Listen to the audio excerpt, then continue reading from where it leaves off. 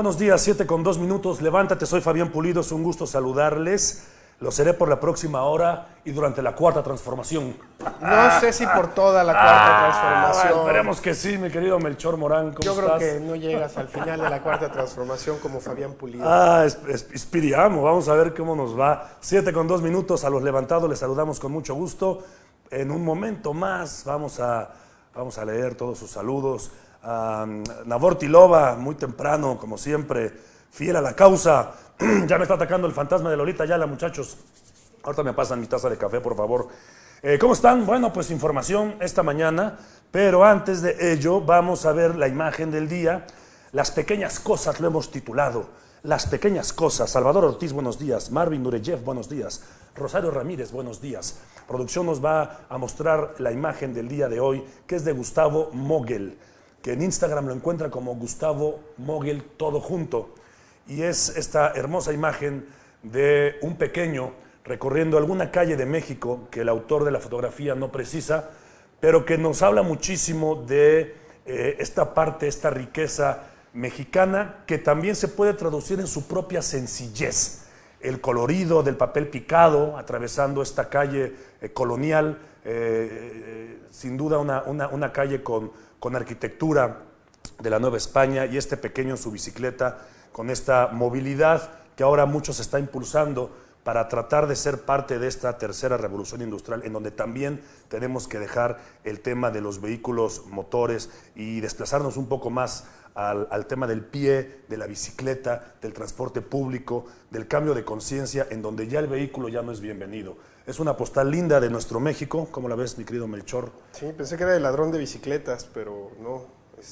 De la aquella película sí, italiana. Claro. Pues sí, definitivamente, ¿no? El cambio de paradigmas es lo de hoy. La transformación es lo de hoy. Tenemos que transformar nuestra movilidad. Llevamos varios años transformando la información, la digitalización de la información. Y hay que transformar también la energía, la digitalización de la energía. Esto todavía suena medio como a ciencia ficción. ¿Quién sabe de qué está hablando este pinche barbón? Como a Minority Report, ¿no? Con Tom Cruise. Exactamente. Pero eso es lo de hoy, queridos amigos. Que no se dejen engañar. Y tenemos que impulsarlo. La verdadera transformación a la que tenemos que aspirar a llegar tiene que ver con eso que acabo de mencionar. Estamos todavía con muchas cuentas pendientes que urge transformar, para entonces poder aspirar a mayores transformaciones, a las transformaciones de la humanidad.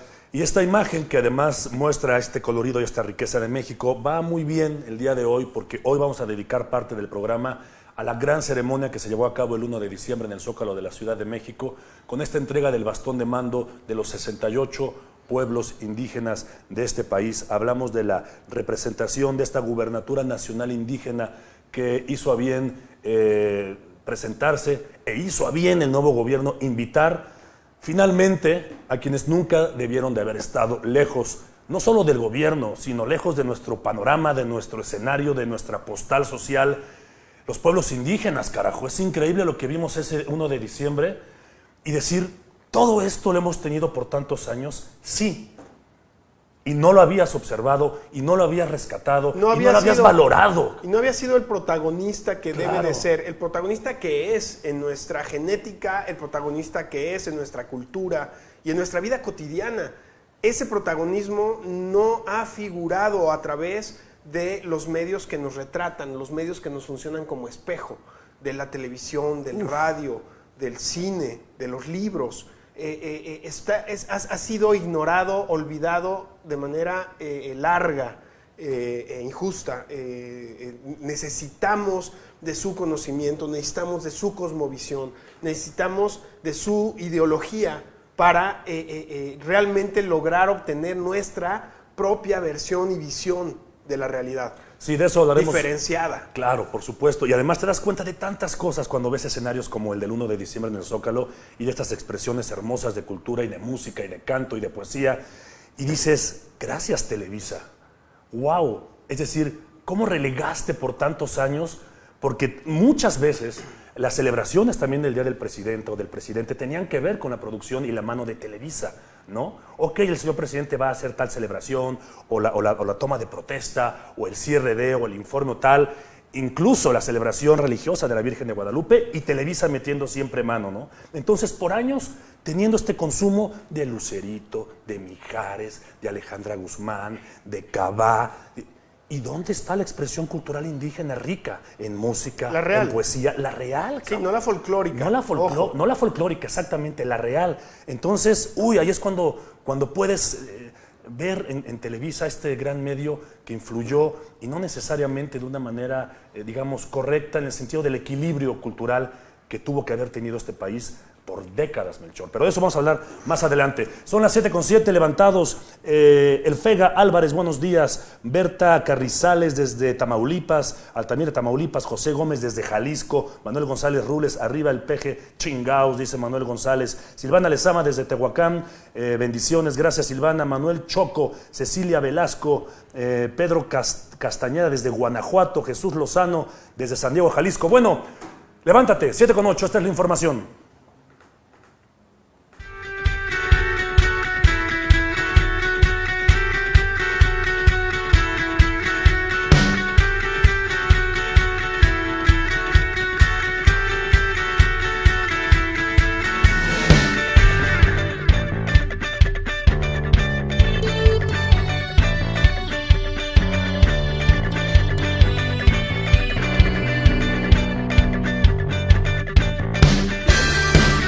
Muy bien, Rosalena Soto, muy buenos días, reportera de Acústica Noticias, una de las más levantadas a partir del 1 de diciembre y desmañanada para el Palacio Nacional recibir estas palabras de Andrés Manuel López Obrador, el presidente de México, en las ruedas de prensa que ya llevará a cabo a partir del 1, desde el 2 de diciembre, y que, bueno, va a comentar de alguna manera la agenda del día. Roselena, resulta que Andrés Manuel López Obrador se reunió con los familiares de normalistas de Ayotzinapa. Platícanos. Sí, Fabián, efectivamente, en este día 13, en el gobierno de Andrés Manuel López Obrador, que estuvo lleno de actividades, uno de los actos inéditos fue la firma del decreto para que a través de la actuación de diversas secretarías y dependencias, el Poder Ejecutivo establezca condiciones materiales, jurídicas y humanas para alcanzar la verdad y la justicia en el caso de Iguala Guerrero. Y es que el presidente Andrés Manuel López Obrador se reunió con los padres de familia, como bien dices, de los 43 jóvenes desaparecidos de Ayotzinapa, donde les dijo que debe imperar la verdad en la búsqueda de estos jóvenes, porque la mentira es reaccionaria y como un demonio. López Obrador aseguró que el caso de los jóvenes desaparecidos la noche del 26 de septiembre de 2014 es tan triste y dolorosa, y reiteró a los padres que no habrá impunidad en este caso a partir de ahora. En ese sentido, recordó que su gobierno se ha propuesto acabar con la corrupción, la impunidad que vive o que impera en el país, y porque ya lleva muchos años luchando sobre esto, como es el caso de la perseverancia que lo llevó a tener el poder en este momento. Veamos qué es lo que les dijo. Y usted nos puso el ejemplo, que el que persevera alcanza. Usted no se rindió, pues así le pedimos también que camine con nosotros. Usted es un buen ejemplo, que hay que seguir luchando, que alcanzamos lo que queremos. Pues ayúdenos, Señor. No queremos que esto quede impune, no queremos que quede como otros casos, que no hay solución. Nosotros queremos seguir, encontrar a los muchachos. Señor, sea humano. Nos faltan nuestros 43 jóvenes. Si usted llega a entregarnos a nuestros hijos, esto va a ser grande. La gente va a volver a creer en usted. Como ve, todos los que han pasado han matado nuestras esperanzas, a pesar de todo lo que hemos hecho. Adelante, Rosalena. Pues María Martínez Seferino es la mamá de Miguel Ángel Hernández Martínez, y a nombre de los 43 desaparecidos, le dijo que como padre de familia los ayudara a salir del basurero en el que los dejó Peña Nieto, porque ya no confían en nadie. Le dijo a López Obrador que él les puso el ejemplo de perseverancia en este caso. Veamos. en este nuevo gobierno debe de imperar, debe de reinar la verdad, ante todo, la verdad que es revolucionaria, que es cristiana. La mentira es reaccionaria, es del demonio. La verdad por encima de todo. Vamos a que se cumpla con este acuerdo, con este decreto, y que haya justicia. Adelante, Rosalena. Este decreto, Fabián, se publicará hoy martes en el Diario Oficial de la Federación y tiene como propósito crear la comisión para investigar los hechos ocurridos en Iguala. Este nuevo órgano estará conformado por los padres de familia, normalistas, de los normalistas, integrantes de la Secretaría de Gobernación, de Relaciones Exteriores, también de Hacienda, así como los expertos técnicos para hacer un equipo autónomo de trabajo. Además, este decreto detalla que la comisión estará integrada por los familiares de los normalistas, expertos, funcionarios del nuevo gobierno, y retomará la investigación hecha por la PGR, el GI y la Comisión Interamericana de los Derechos Humanos. Pues es parte de lo que se vivió, un hecho inédito que hayan entrado los padres de familia a firmar este decreto en Palacio de Gobierno, y bueno, donde se firma este acuerdo para remediar lo sucedido hace varios años. Perfecto. En 2014. Gracias, Rosalena, buen día.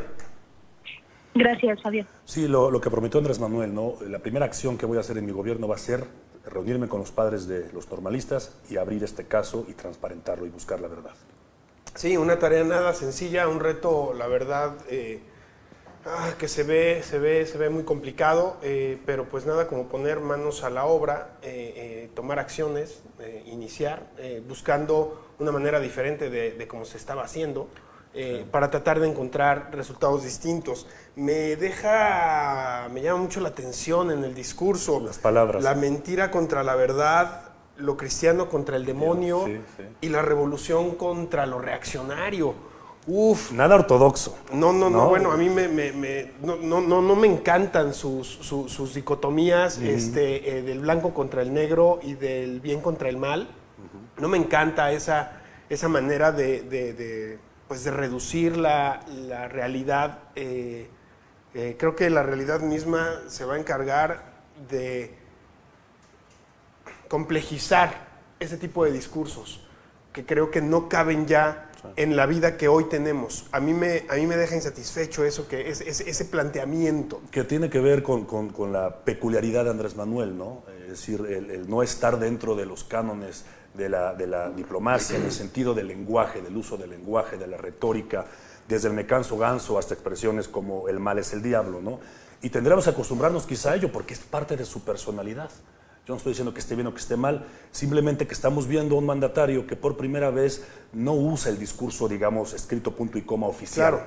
Entonces, es parte de su y probablemente es, ¿no?, estrategia también en Puede el ser. Sentido de ir estableciendo categorías dentro de las cuales estar y dentro de las cuales no, en medio de un verdadero mercado que traemos de país. No lo sé la verdad. Pero bueno. Y algunos dirán que prefieren un poco más esta honestidad en la transparencia del lenguaje que la clásica retahíla que hemos escuchado de los últimos mandatarios, y sean presidentes de la República, senadores o diputados, como esta forma de hablar, ¿no?, en este contexto, en este tono, en este Claro, cuidado de las claro. formas.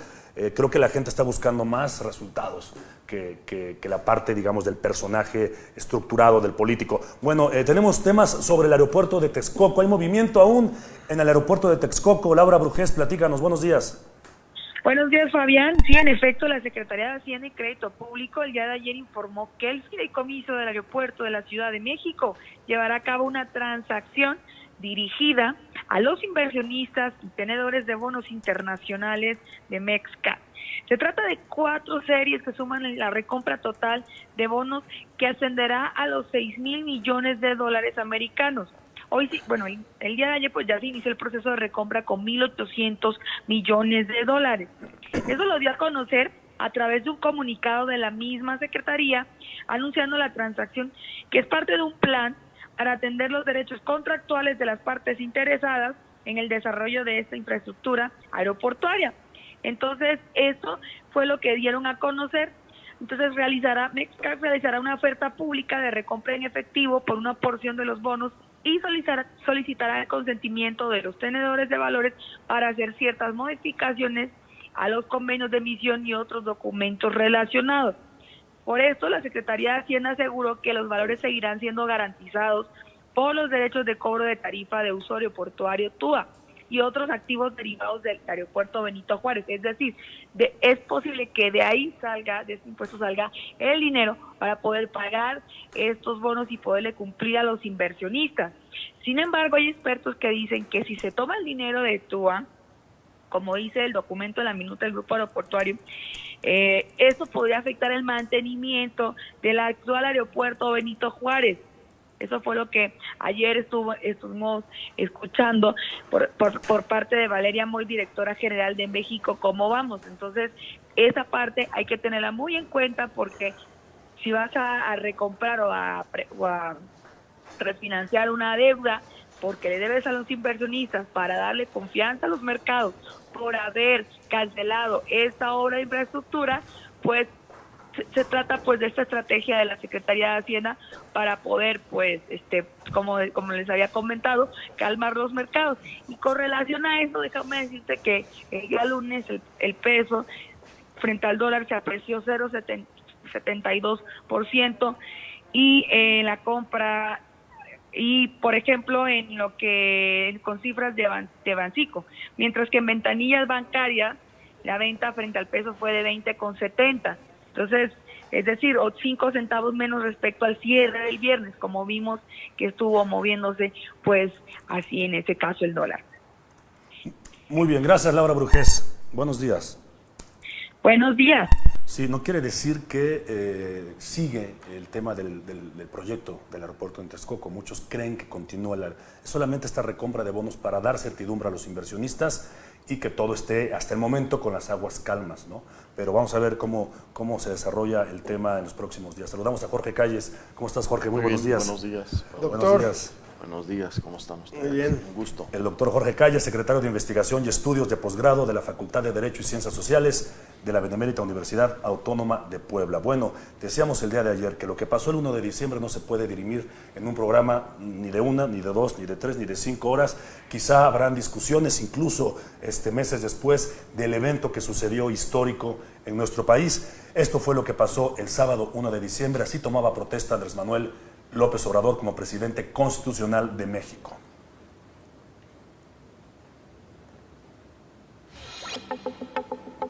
Honorable Congreso, pueblo de México, protesto guardar y hacer guardar la Constitución política de los Estados Unidos mexicanos y las leyes que de ella emanen, y desempeñar leal y patrióticamente el cargo de presidente de la República que el pueblo me ha conferido de manera democrática, mirando en todo por el bien y la prosperidad de la Unión.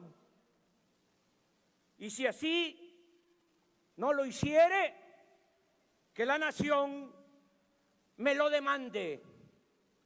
Bueno, es un momento que quizás Andrés Manuel lo pensó tantas veces y por 12 largos años, la toma de protesta finalmente en San Lázaro y no como aquella que simbólicamente realizó años atrás en el Zócalo capitalino como el presidente legítimo con la banda y el escudo juarista. Finalmente llega a la soberanía de este país y toma protesta. Pero antes de esto, y aquí y con esta imagen quisiera iniciar la conversación, Jorge, de lo que pasó el 1 de diciembre. Antes de que Andrés Manuel llegara al recinto de San Lázaro, tiene este encuentro con este joven y es una imagen que además y una frase que ya le ha dado la vuelta al mundo. Veamos.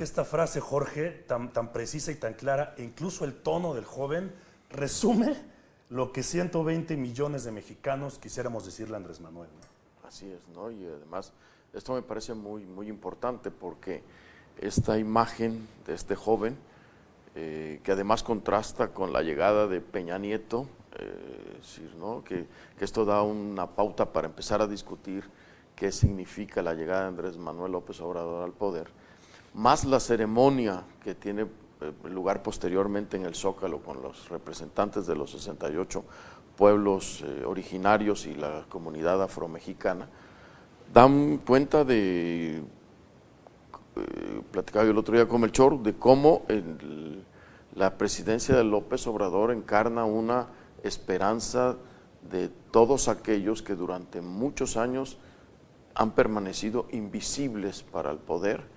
Es decir, han sido párrafos de discursos en los que se les menciona para no dejarlos fuera, pero que en realidad las políticas económicas, las políticas públicas no los han tomado muy en cuenta, salvo que para amainar su situación, pero no en realidad. Entonces esto es muy significativo. Yo creo que esto marca la llegada de López Obrador al poder, y es un elemento que hay que tomar en cuenta muy profundamente para discutir el gobierno de Andrés Manuel López Obrador, ¿no? Yo decía el otro día, yo soy de los que no voté por Andrés Manuel, pero es una cosa que no podemos dejar de ver. Ciertamente una franja importante de ese 51% de votos de Andrés Manuel es un voto de hartazgo y es un voto en contra de lo que había habido. Ciertamente, eso es innegable. Es decir, no era un voto que estuviera totalmente convencido por Andrés Manuel. Pero hay una franja que no es menor, que sí está totalmente convencida y que votó por él porque se sintió interpelada durante todo este tiempo y se siente que llega con él al poder y siente que su condición y sus problemas realmente van a ser atendidos. Y esto hay que discutirlo y hay que tomarlo en cuenta. Y además hay que ver, esta es la petición de la sociedad hacia el poder. Otra es la respuesta del poder a la sociedad. Hay que analizarlo en dos niveles, no en un solo paquete. Pero esto es muy importante. Esto es muy importante, Fabián.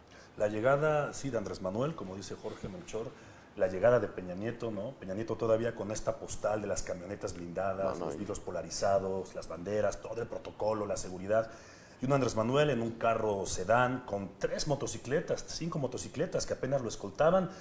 Y que además generaba ahí un poco de nerviosismo entre las calles porque la gente lograba con la velocidad del vehículo acercarse, darle la mano a este joven en bicicleta, lanzarle la frase que todos quisiéramos decirle a Andrés Manuel en persona. Una mañana cargada de muchos simbolismos. Así inicia y así termina el 1 de diciembre. Yo creo que además, sin duda, muchos simbolismos, muchísimo para el análisis, muchísimo para la revisión de qué significa cada una de las cosas que fueron pasando. Muchas muy pensadas, muchas espontáneas, otras espontáneas. Pero además, a mí realmente, más allá de que hay muchos momentos que me conmueven, sobre todo de lo que pasa en el Zócalo, ¿no? De una manera mucho más orgánica, mucho más neta. Además de que hay cosas que conmueven, bueno, esos 100 puntos que lee, en verdad es una transformación. Habrá que ver el alcance de fondo, habrá que ver en la operación, la logística, el que las cosas realmente empiecen a ocurrir. Habrá que ver esos planteamientos, qué tanto son cosas que se retoman del pasado o que se han intentado, que se han de alguna manera hecho. Pero a mí sí me queda claro que en ese listado de 100 acciones es toda una sorpresa. Ayer, por ejemplo, Yuka aquí comentaba y decía, bueno, en el discurso del Zócalo realmente como que en esta toma de protesta no hay como que la gran sorpresa o el gran... A mí me pareció que la sorpresa es las 100 cosas que propone y luego cómo lo hace después de todo este protocolo de la toma de mando. Creo del que bastón. Se refería al discurso en San Lázaro. El de San Lázaro. Me da mucha sorpresa porque sí, digamos, repasó puntos que siempre dijo en Y campaña. donde también difiere un poco porque les dijo en su cara y con el expresidente sentado, les dijo cosas con todas sus letras. ¿no? Que es lo que yo comentaba ayer. O sea, eso, sí me parece pero que por Dios, eso sí es sorpresa. frente a la soberanía era importante decir, oigan, prometí esto, voy por esto y voy por este otro punto, ¿no? Así es. Entonces, haberlo repasado, sí, algunos como Yuka y otros en los medios han opinado, no, es que repitió lo que en campaña ha dicho. Y viene la pregunta, ¿vimos a un candidato o vimos a un presidente? ¿No? Vimos a un presidente que les está recordando qué es lo que va a hacer en los próximos años, ¿no? Bueno, yo ahí difiero un poco. Yo esperaba en la toma de posesión una propuesta de fondo mucho más elaborada. A mí me preocupan varias cosas en la toma de posesión. Una referencia contrapone el desarrollo neoliberal al desarrollo estabilizador de los 60s y hace una mención explícita de Ortiz Mena. Vamos, eso dices, no puede ser que vamos a retomar a Ortiz Mena y no puede ser que ese sea el modelo que habrá que retomar, ¿no? Ahí me preocupa. Y luego cuando dice primero los pobres, que es por eso hago referencia a la forma en la que la gente invisible, que ha sido mantenida invisible en estos años, está incorporada, y sin embargo no presenta una propuesta estructurada sobre el ataque a la pobreza, no define a la pobreza en términos actuales, es decir, la pobreza actual es producto ciertamente de estas políticas neoliberales, más lo que venimos arrastrando desde hace mucho tiempo, y la pobreza la tienes que pensar en el contexto neoliberal actual y cómo lo vas a contraatacar, ¿no? Ahí no hay una cuestión muy elaborada y a mí eso me preocupa, ¿no? Me parece que el discurso iba más bien por ahí desde mi punto de vista, es decir, no es vamos a retomar las políticas de Ortiz Mena ni lo que se hacía en los 70s, 80s, solamente se refería a que antes del neoliberalismo teníamos mucho más crecimiento. Me parece que esa era la referencia que él daba, la comparación del antes y la llegada del neoliberalismo a este crecimiento, pues evidentemente muy, muy lento, ¿sí? y que no distribuye al resto de la población. Y por otro lado, en lo que tiene que ver con el replanteamiento de las políticas públicas para la recuperación de toda esa franja de la población amplísima que vive en la pobreza, ¿no está en esos 100 puntos, Jorge? ¿No crees que en esos 100 puntos está entrelazado algo muy complejo? Sin duda, puede ser, pero no hay una... No sabemos cómo lo va a hacer. Exacto, no, exacto, que además eso es lo que a mí me preocupa. Yo volví a oír lo mismo que oí como candidato, ya como presidente tú tienes que, eso es lo que yo prometí, ok, aquí está el cómo lo voy a hacer. ¿Pero tú crees que en el discurso de la toma de posesión? Por supuesto que sí, yo eso esperaría, por supuesto. Señores, ya se acabó la campaña y esto es lo que vamos a hacer. La pobreza en México tiene estas características y lo vamos a atacar con un proyecto fiscal, con una, no sé, varias cuestiones que no vas a entrar al detalle, pero estoy proponiendo una reforma fiscal en la que los que más ganan tienen que pagar más para ser solidarios en una sociedad que no ha sido solidaria. Si hubiera yo oído eso, te diría, magnífico, hay un estadista. Eso es lo que yo esperaba, ¿no? Claro, y estoy enviando esta otra reforma a la soberanía para que en los siguientes días se decida mejor educación, mejor vivienda, apoyo a los pequeños empresarios, no sé, una serie de medidas que no oí. Es que en los 100 puntos yo sí lo escucho. Tenemos que ir a la pausa. Vamos a la pausa. Regresamos con lo que sucedió el 1 de diciembre en San Lázaro, pero sobre todo lo que pasó en el Zócalo de este país. Levántate, 7:31. Grupo Acústica nació en Cancún, Quintana Roo, rodeado de las blancas arenas y cristalinas aguas del Caribe mexicano. Y hoy, este joven y pujante medio de comunicación se abre paso y expande sus fronteras a través de diversas plataformas para llegar a tus ojos y oídos. a través de la radio, la televisión y la plataforma digital. Acústica. Busca dar voz a su audiencia, con más de 40 estaciones de radio a lo largo y ancho del territorio nacional. Somos Acústica Radio. Hay de verdades a verdades. Decir la verdad lo hace cualquiera, pero decir la neta, solo en un lugar. Decir la neta no cuesta, y por eso te traemos lo mejor del día al puro estilo de La Neta Noticias, el informativo digital con más seguidores en Facebook, ahora totalmente en vivo por Acústica TV, de lunes a viernes a las 9 de la noche, con Meme Yamel. Y es que la neta no peca, pero incomoda. ¿Estás listo?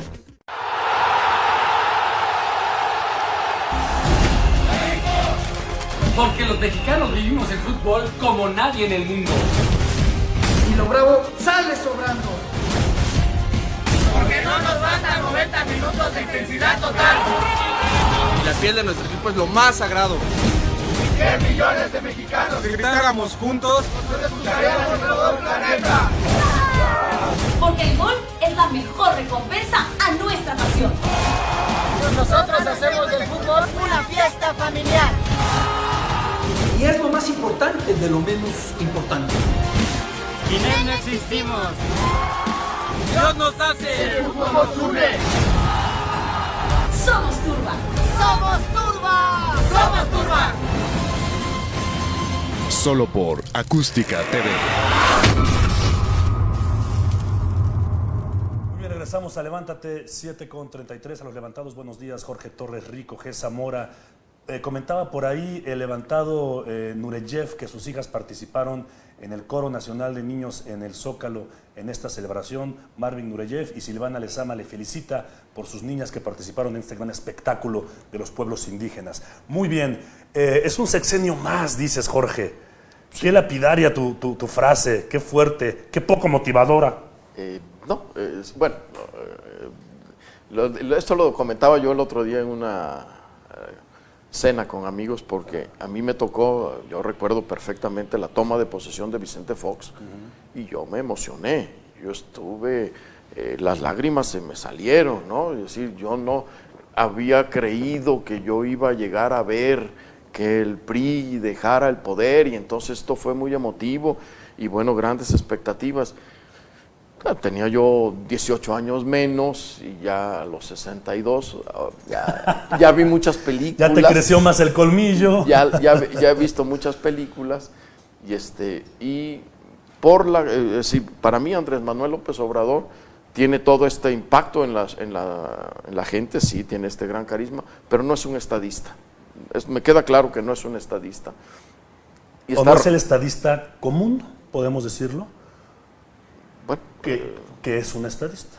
Un estadista es un tipo que tiene un proyecto de visión de largo plazo en la que su persona ocupa un lugar no importante, no lo hace tanto para satisfacer su ego como para empujar una sociedad a un camino hacia futuro y sienta las bases, construye el camino para que esa sociedad avance hacia un futuro más o menos claro, y lo hace con un grupo que no dependa solamente de su decisión, sino que tiene propuestas, ¿no? Desde esa perspectiva a mí me parece que no lo es.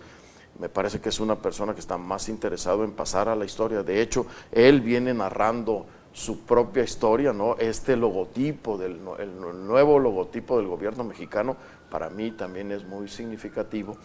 Entonces, Andrés Manuel no es un estadista, pero además está rodeado de gente del pasado, ¿no? Es decir, yo no puedo pensar una cuarta transformación con gente que tiene un pasado de todo tipo, ¿no? Variotinto, es decir, políticos priistas, panistas, todos se subieron al barco para alcanzar el poder. Esto a mí me causa problema. Sí, ¿cómo lo ves tú, Melchor?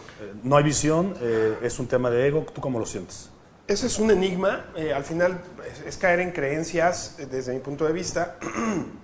Yo lo que extraño en la figura y en el planteamiento de este proyecto, no solamente de él como estadista o como persona, como hombre de Estado, sino como proyecto. Yo veo una ausencia de la referencia y de la visión de lo global, de lo internacional, sí, de cómo México se inserta en lo internacional, en lo que está pasando a nivel global. Absolutamente. Y esa ausencia es la que a mí me deja insatisfecho en cuanto a los tamaños de Andrés Manuel.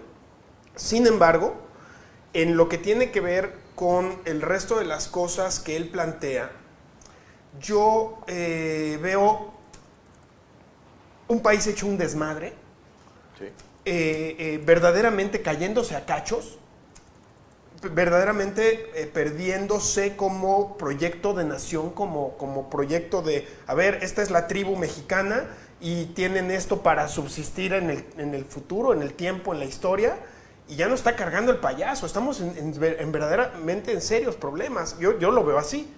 Y que, pues, para poder aspirar a ponernos al corriente o al día con lo que pasa a nivel internacional, claro, con los mejores ejemplos, con las mejores prácticas del nivel internacional o del entorno internacional, pues nos falta mucho por recorrer y por ordenar aquí adentro, porque si no, no corremos ni la milla. O sea, no llegamos ni a los 100 metros planos.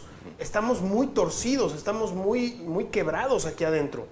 Necesitamos recuperar mucho de adentro. Y ahí es donde yo creo que Andrés Manuel tiene mucho por hacer y mucha capacidad para hacerlo, porque conoce muy bien el país y porque tiene esta conexión muy profunda con la gente. Creo que ahí sí lo veo como un estadista, hacia adentro, muy fuerte. Y me deja, insisto, el pendiente no nada más de él, sino incluso de los mismos, las mismas propuestas y proyectos de su gabinete en lo que tiene que ver con la relación con la transformación tecnológica que vive el mundo. A mí la tranquilidad que me da, Jorge, en el tema de Andrés Manuel, con el proyecto que tiene en la cabeza, es que, digamos que los hechos a través de su vida, su biografía, pues, hasta el momento, le dan mucho crédito, le dan mucho sustento. No es un hombre que de repente apareció y dijo voy a transformar México, como todos los presidentes que hemos tenido en este país, todos. Sí, algunos con alguna carrera política, sin duda, no le voy a quitar méritos a quienes iniciaron desde muy jóvenes en partidos políticos, pero Andrés Manuel inicia, digamos, ensuciándose las botas, ¿no? No inicia desde una oficina, no llega como diputado federal, no llega como... No, empieza en la Chontala, en Tabasco, con los indígenas y resolviendo temas sociales que lo llevaron a que el PRI lo arrinconara, porque esa es la gran discusión de las personas que muchas veces, al no conocer la biografía de Andrés Manuel, dicen, es que era priista, es que sí, pero vamos a ver por qué dejó de serlo. Y dejó de serlo justo por el trabajo social y la transparencia que él trataba de aplicar en Tabasco y que el PRIismo no le permitió. Esas acciones, el tema de la toma de las instalaciones petroleras, en donde, ojo, nunca hubo un solo incendio, una sola bomba molotov, hubo una toma de instalaciones que acabó 100 golpes y con un descalabro de Andrés Manuel por una macana de un policía.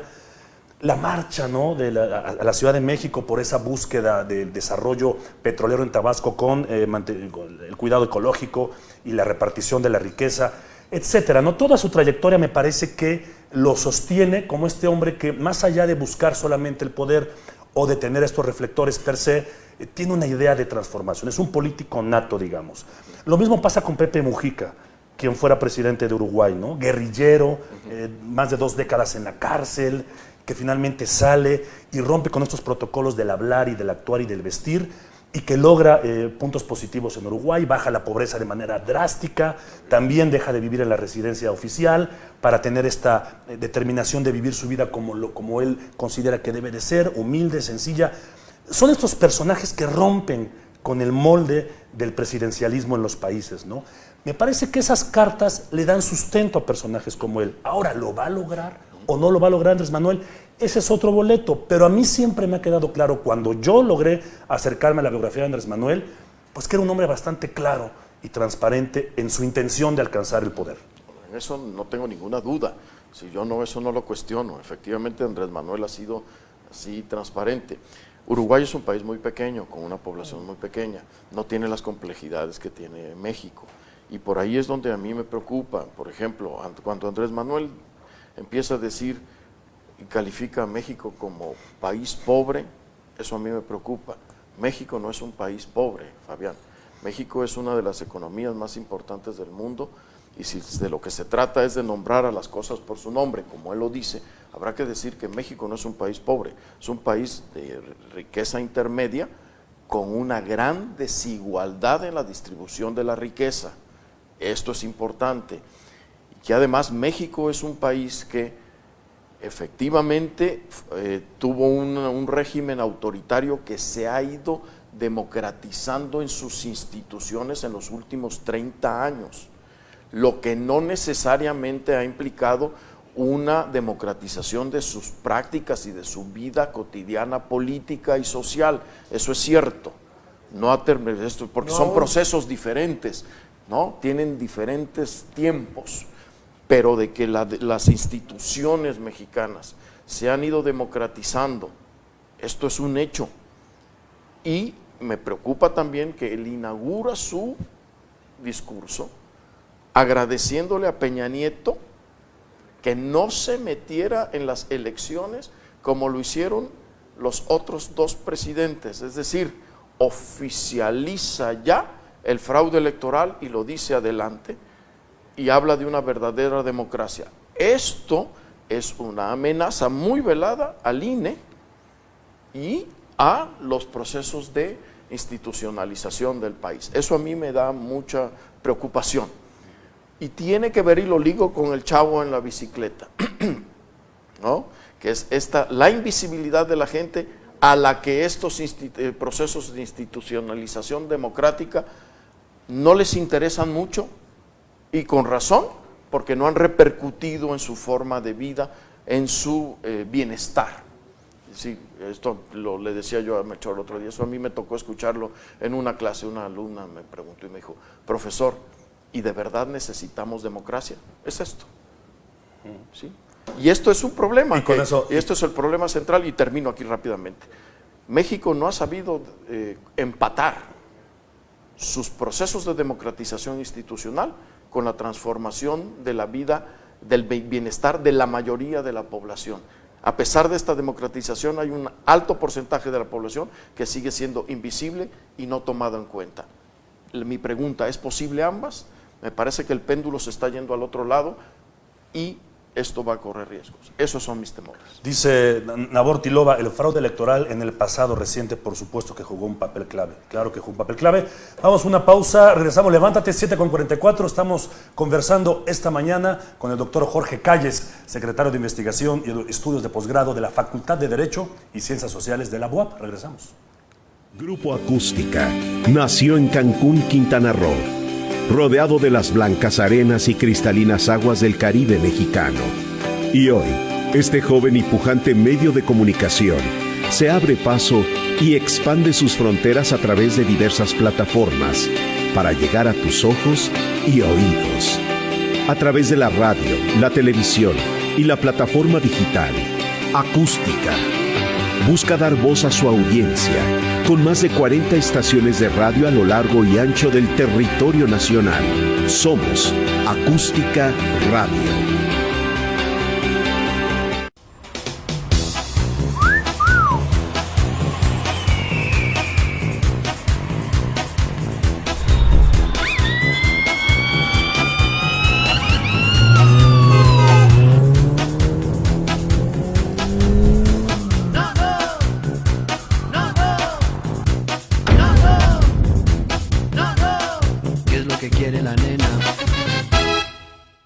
Picando Piedra, nosotros somos La Lupita, Héctor Quijada, Lino Nava, abrazo grande, sigamos picando piedra, y de esas piedras y de ese polvo y de todo ese material hagamos algo, una estatua poderosísima, un superhéroe, una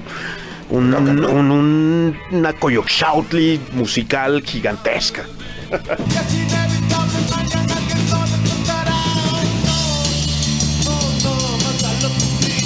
Hay de verdades a verdades. Decir la verdad lo hace cualquiera, pero decir la neta, solo en un lugar. Decir la neta no cuesta, y por eso te traemos lo mejor del día al puro estilo de La Neta Noticias, el informativo digital con más seguidores en Facebook, ahora totalmente en vivo por Acústica TV, de lunes a viernes a las 9 de la noche, con Meme Yamel. Y es que la neta no peca, pero incomoda. ¿Estás listo?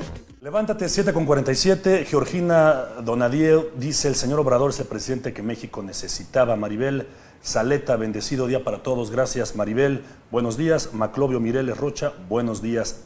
Adri Dardairol, lindo día y abrazo cariñoso. Bueno, en el Zócalo capitalino, el 1 de diciembre, Andrés Manuel López Obrador llega de la mano de Beatriz Gutiérrez Müller, que no es la primera dama ya de este país, y se presenta directamente, sin mayor grupo de seguridad, directamente en un pasillo que ya estaba conformado ahí, para subir al templete, en donde de manera, digamos, escenográfica se lograban ver estas texturas de la ropa indígena, estas texturas de la artesanía indígena, colorida, hermosa, frente a la catedral de este país, ¿no? También ahí tenemos un simbolismo muy fuerte, dándole la espalda, digamos, a la catedral de este país. Y entonces, entre los rituales de limpia de los sacerdotes y médicos de estos 68 pueblos indígenas, entre estos rituales vimos esto que creo que nos emocionó a más de uno. Este médico que, hincándose frente a Andrés Manuel, le da estas palabras y le entrega este crucifijo. Vamos a ver. Anímicamente a los personajes. Vamos a escuchar ahora al médico, el varón.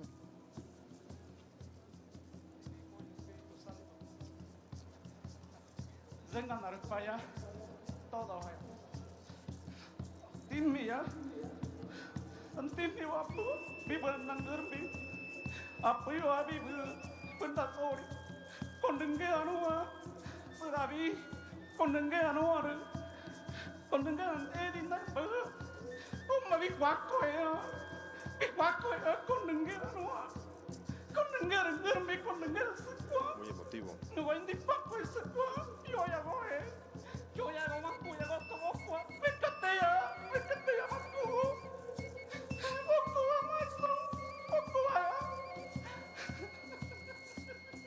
En este momento, don Andrés Manuel, él se pone de rodillas también frente a este médico indígena que se había puesto de rodillas ante él y está recibiendo esto que le entrega. La verdad es que es súper emotivo lo que estamos viendo y bueno, la emoción gana, Jorge. Es una ceremonia realmente conmovedora. Desde mi perspectiva está realmente ahorita Desde que escuchas los caracoles, yo venía manejando de la Ciudad de México a Puebla, después de la transmisión en acústica, y venía escuchándolo en la radio. Desde escuchar los caracoles, Jorge, y luego las palabras de este hombre representante de los pueblos indígenas, a mí me movió muchísimo, todo. Sí. Fue un reset que me dio estas palabras y esta emoción de este hombre, y ya después, viendo la imagen, que tuve oportunidad de hacerlo, el hincarse el presidente de México frente a un representante indígena. Yo no sé qué va a ser de este sexenio, pero esta postal, Jorge, me parece que es la postal del evento en el 1 de diciembre. Porque además me parece que se arrodilla con absoluta subordinación ante el hombre que está frente a él, para ponerse a su altura, para romper con esa imagen que también era muy delicada y peligrosa de nuevo el indígena arrodillado frente al todopoderoso Tlatoani. Él se pone a su altura y reaccionó con mucha humildad, ¿no?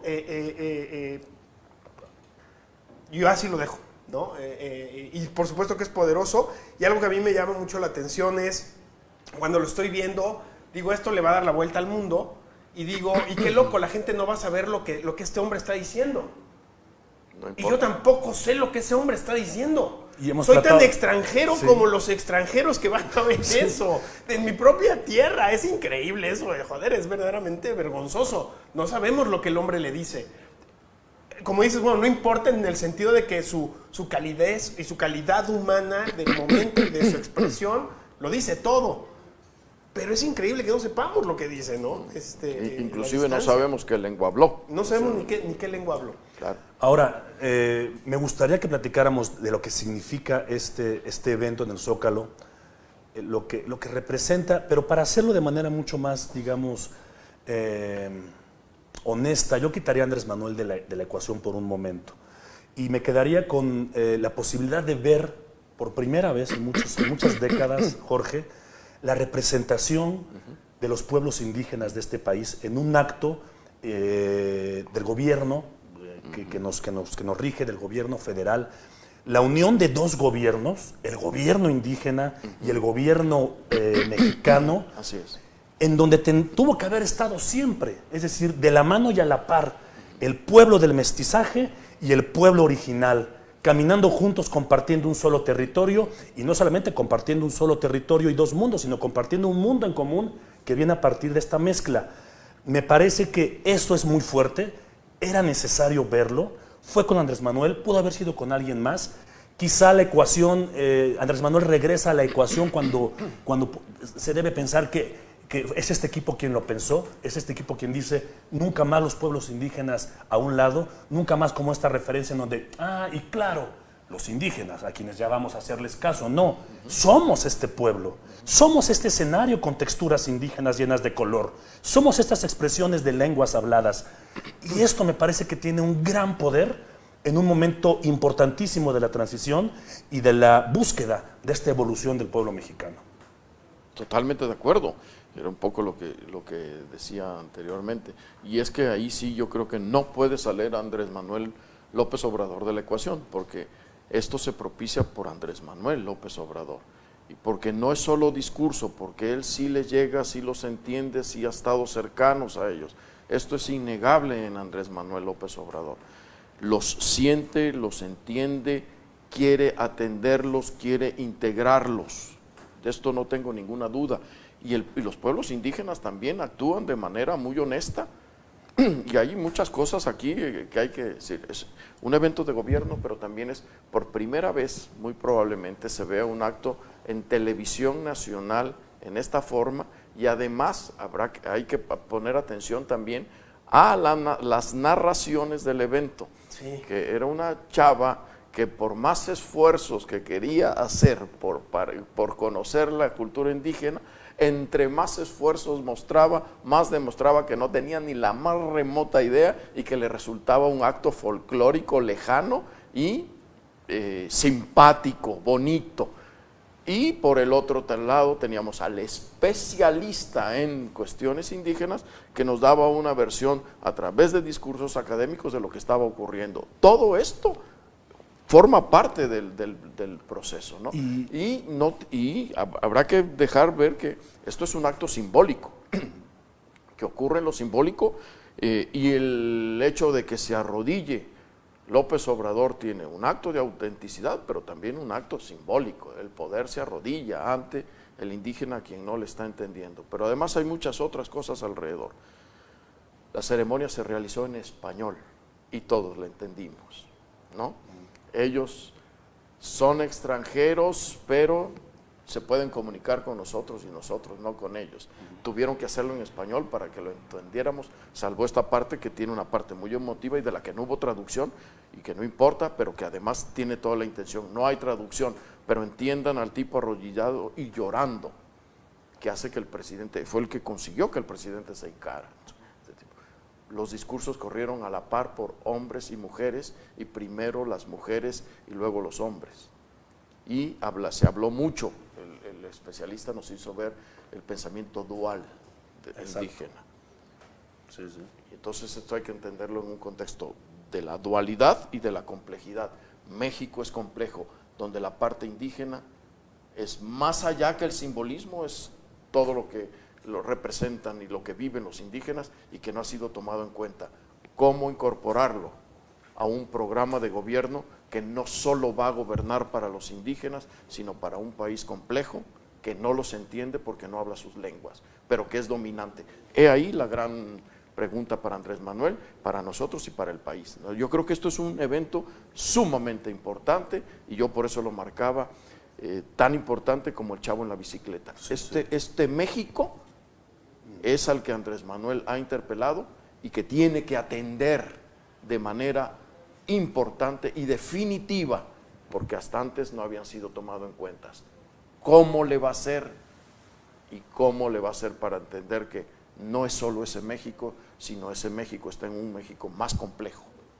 He ahí la cuestión. Le comentaba a Melchor que al ver estas expresiones, el ritual, el colorido, la música, porque además fue un evento que duró gran parte del día, me permitió tener este reflejo de lo que hemos tenido en las últimas décadas, en donde te das cuenta cómo el discurso del neoliberalismo no nada más es un asunto ahí retórico, político, que ha permeado el tema neoliberalista, no nada más en el tema económico, también en el tema cultural. Claro. Es decir, ¿qué hemos recibido como pueblo mexicano a través del neoliberalismo para darnos cuenta que toda esta riqueza no teníamos concepción del todo de ella? Y entonces sí teníamos en las últimas décadas, en eventos del presidencialismo, Jorge, incluso le decía a Melchor, en eventos como las mañanitas a la Virgen de Guadalupe, ¿no? Un tema religioso de la religión que tiene más adeptos en este país, 80 y tantos %, la mano de este neoliberalismo, de este tema comercial, ¿no? La mano de Televisa. Y entonces en las mañanitas veías y a Lucerito, y a Mijares, y a Luis Miguel, y a Cabá, y a Parchís, y todo el tema. Y en los eventos presidenciales a Lucerito, y a Mijares, y a Alejandra Guzmán. ¿Y dónde carajos estaban los artistas de los pueblos indígenas? ¿Dónde habían estado? Pues es que no, porque no venden. Ellos no venden y no los voy a poner. Entonces este espejo te dice, no puede ser que seamos todo esto y que por décadas fue silenciado por un tema meramente comercial. Está cabrón. Sí, comercial, yo no diría que meramente, sin duda es un factor muy importante. También es cierto que los medios masivos de comunicación de nuestro país están hechos por nosotros, los hijos de las ciudades, los hijos de las urbes, los hijos de las universidades, los que hemos vivido del mundo tecnocrático.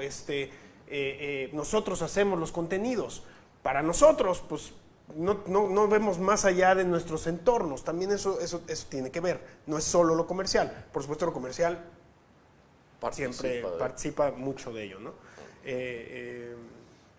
Yo creo que sí, es fundamental y fundacional en este gobierno el haber empezado así, el haber primero dado hay imágenes que son verdaderamente, a mí sí me conmovió en muchos momentos, los rostros de los niños atrás, hay tomas maravillosas con telefoto donde se ve él en primer plano, con todo acompañado de distintos representantes de distintas comunidades originarias, y los niños, los rostros de los niños subidos en el escenario, me parecieron estampas verdaderamente hermosas y de mucha autenticidad, porque por supuesto que hubo un diseño en el evento, pero estuvo lleno de espontaneidad. Se le cae el paliacate se hacen bolas a la hora que dicen y le pasan la rama y una serie de cosas hermosas, la camiseta de las refacciones. Las refacciones o sea, dije, ya que estoy por acá, pues déjenme. ¡Viva México, cabrón! O sea, es una cosa, una chulada. A mí, la verdad, me deja muy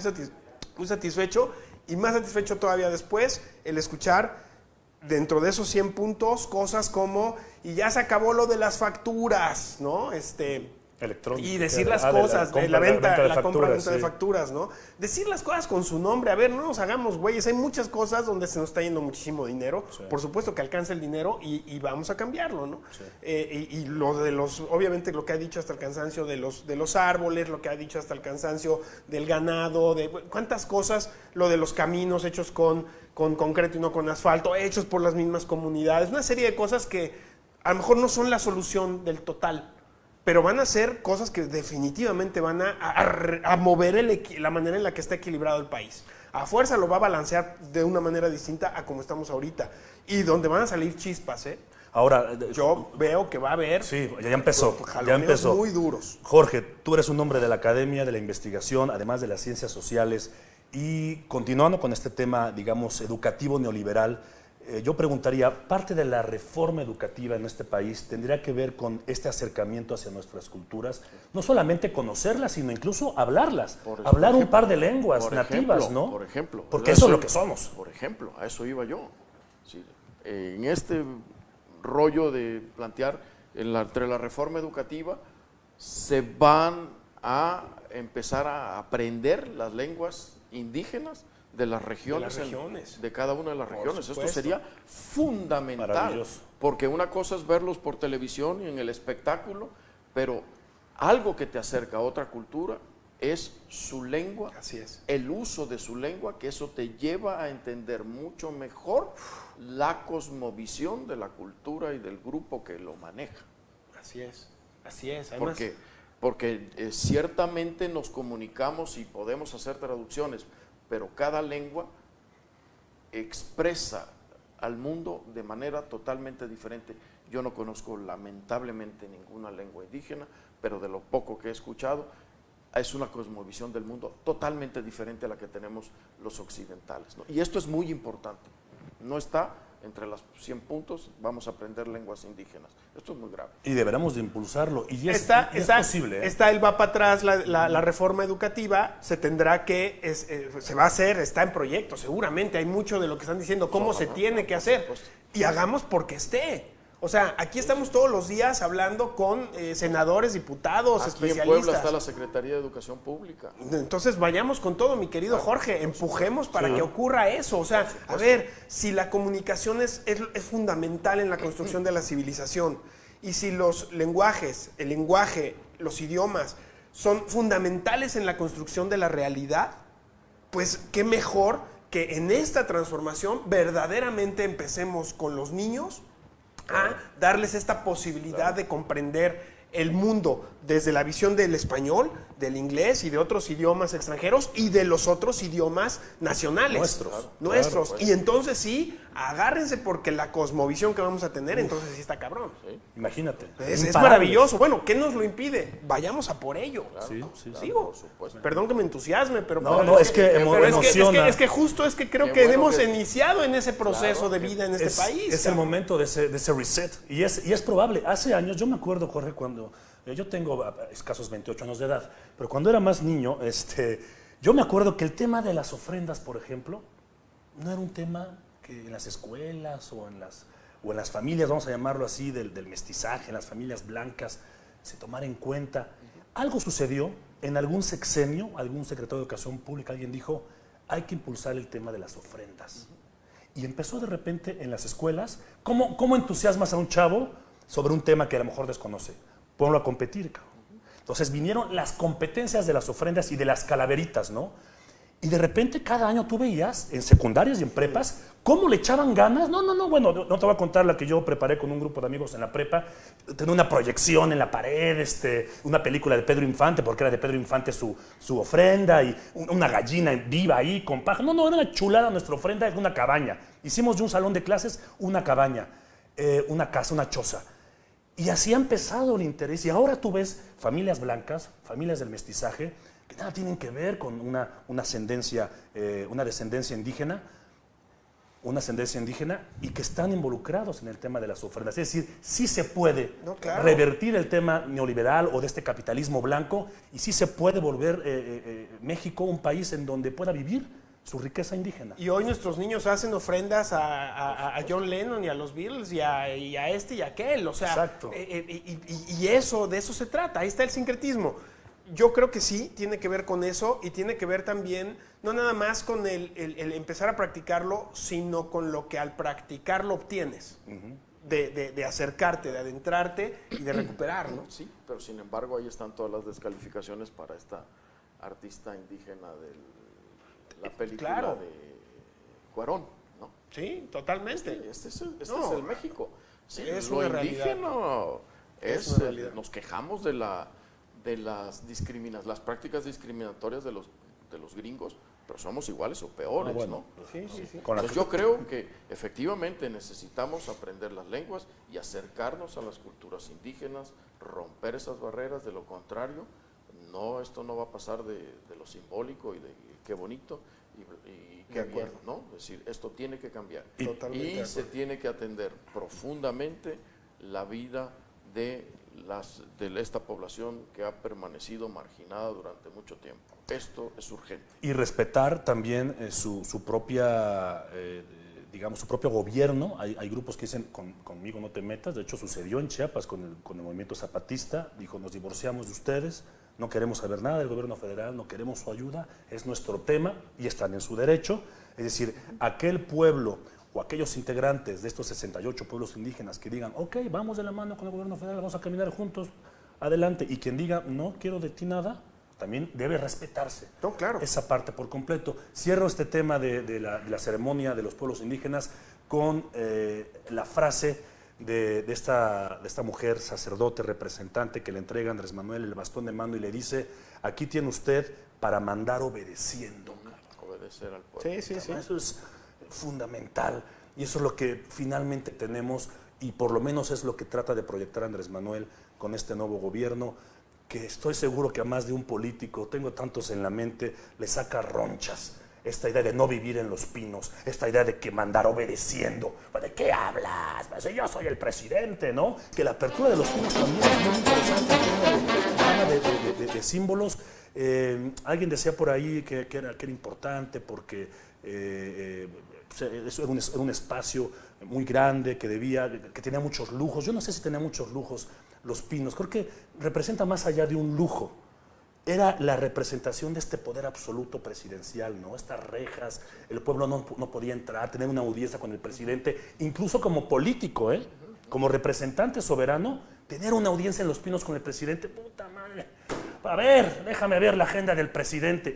Y ahora ver a las quinceañeras tomándose la foto en los jardines de Los Pinos me parece espectacular, carajo. Sí, sin duda, sin duda. Fíjate que yo me quiero quedar con, y no quiero que nos vayamos sin mencionar, cuando se hace presente junto a Andrés Manuel el representante de los indios americanos del norte, e incluso en inglés, da la bienvenida y la felicitación. Y de pronto se da esta posibilidad de entender y de ver, y cuando incluso dice, es que no hay fronteras, o sea, somos todos los grupos nativos de Sudamérica, Centroamérica y Norteamérica, ¿no? Y de pronto entonces el mapa con las fronteras que han delimitado nuestra realidad, de pronto se ve traslapado por otro mapa donde otro montón de etnias y agrupaciones hacen una configuración distinta de la realidad. Y en ese switcheo, de pronto dices, es que exacto, en esta posibilidad de cambiar las fronteras que determinan nuestra realidad, es donde está el verdadero éxito de esta transformación.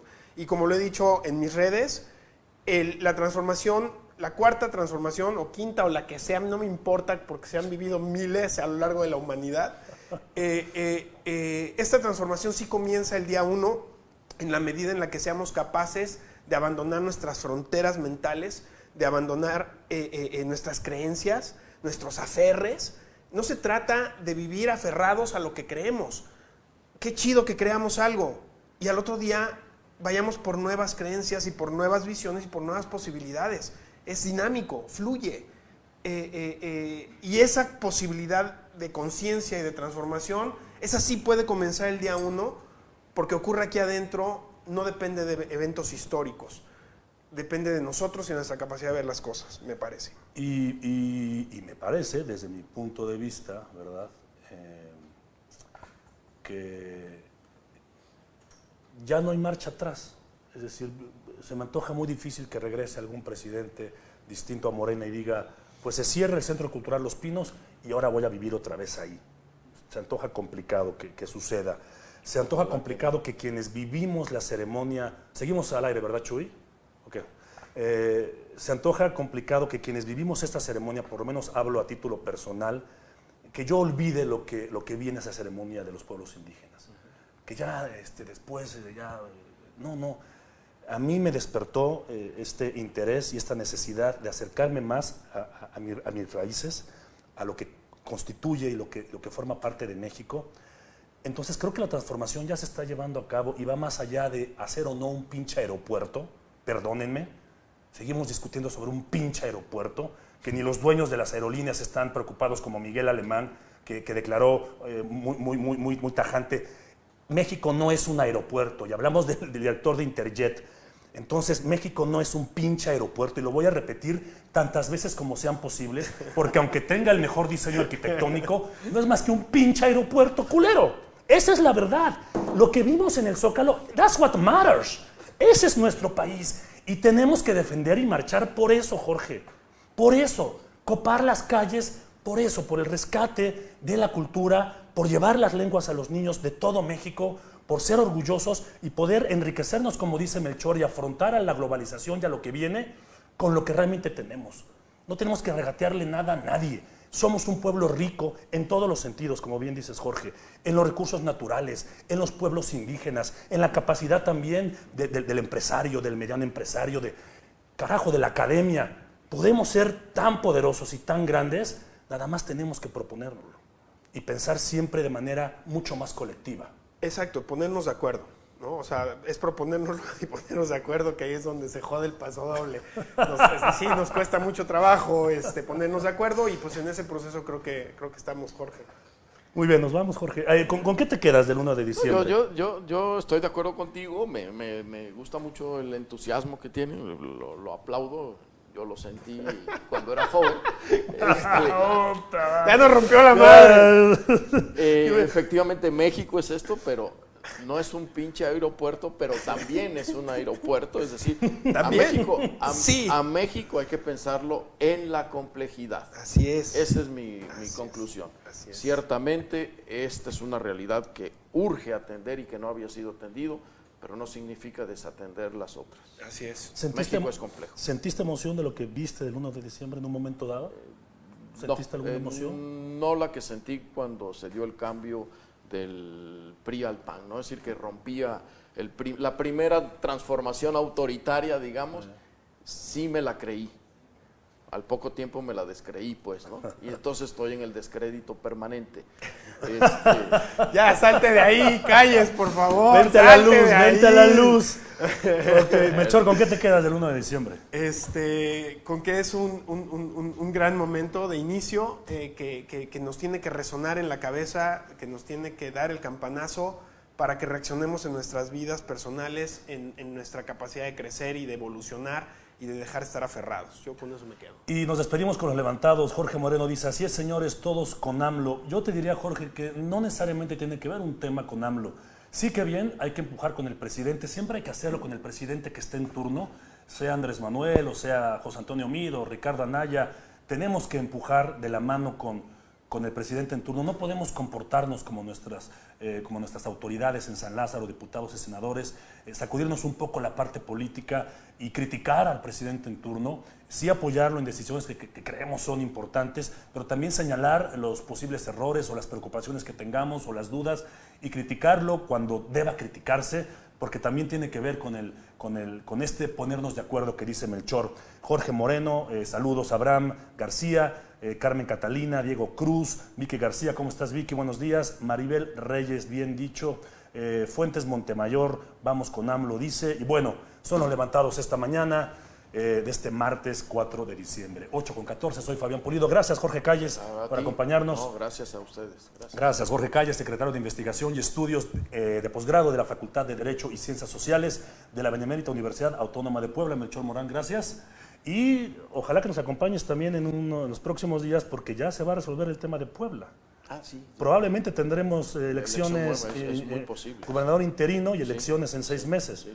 Entonces, y esto está a punto de resolverse, ¿no? Mi querido Melchor. Sí, en menos, es que es en menos. Sí. En esta semana tendrá que resolverse la discusión del proyecto. Mañana se discute el proyecto, mañana mismo yo creo que se va a anular la elección, lo cual yo celebro porque las condiciones en las que se dio, el simple hecho de que se presentara la violencia que se presentó, era razón suficiente para anularla, más allá de los resultados que haya habido, ¿no? Leía el tuit de Marco Cortés, el presidente nacional del PAN, que decía, pedimos al magistrado que resuelva, y que Marta Erika, que ganó, y yo decía, pobre hombre, qué difícil defender una elección plagada de irregularidad, indefendible, cabrón. Pues sí. ¿Pero qué haces como presidente nacional del PAN? Defenderla. Levántate, 8:15.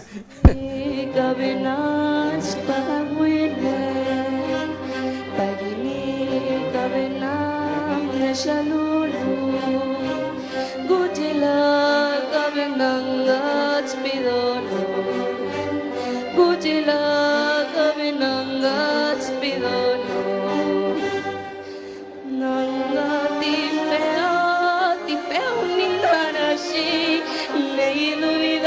sido mensagadagalaneli nanga tipeo ni garashi ni dubida sido mensagadagalaneli.